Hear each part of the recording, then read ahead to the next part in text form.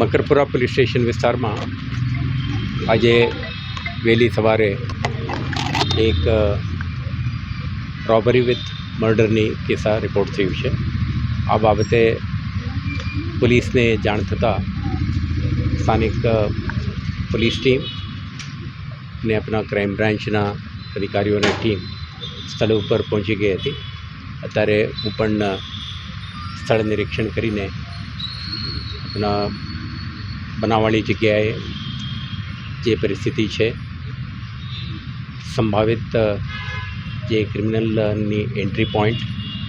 કેવી રીતે ઘરની અંદર વીજળી કટ ઓફ કરવાની જે પ્રયાસ થયું છે અને તે પછી ઘરમાં રહેતા 2 સિનિયર સિટીઝનોમાંથી એક બેનને ઇન્જરી પહોંચાડીને એમના કાનના બૂટી અને ગલાના એક ચેઇનનું જે રોબરીના